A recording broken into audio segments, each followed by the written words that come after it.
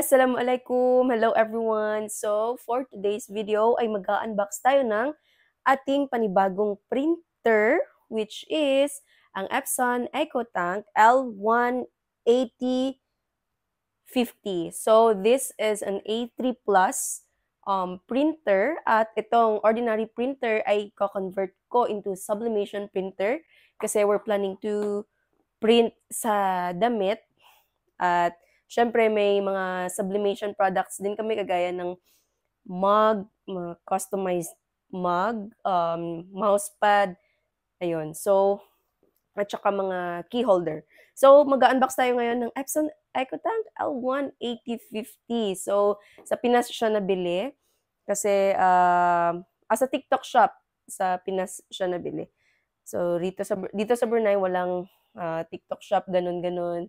Tsaka Shopee, wala rito. Kaya doon kami umorder sa Pinas. And thank you sa pinsan ko, Ate Fran. Siyempre, siya palagi yung nag-a-accept ng mga parcel ko. Sometimes si Tita Inday, Kian. So, ayan, si ate yung, sa kanya ko pinapa-deliver to. So, ayun guys, let's go na. Buksan na natin.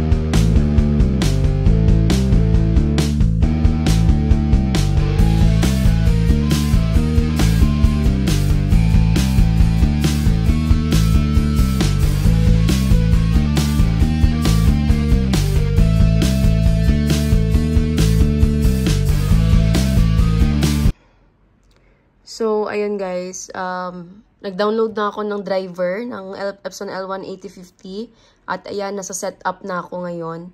Tapos hinanap, meron siyang password. So yung ilalagay na password ay yung serial number ng Epson unit mo. So nilagay ko na siya at ayun, and pagkatapos, setup is in progress. Ayun na siya. Nag-print ako kinlik ko yung print test page, tapos ito yung lumabas. You have finished setting up your printer. Yay! So, ayun, at meron tayong gagawing mug. At ito nga, ang Epson L1 8050 ang gamit ko. At sobrang vibrant ng kulay niya, guys, dahil nakukuha niya yung ibang colors na hindi nakukuha ng ating 4-color printers.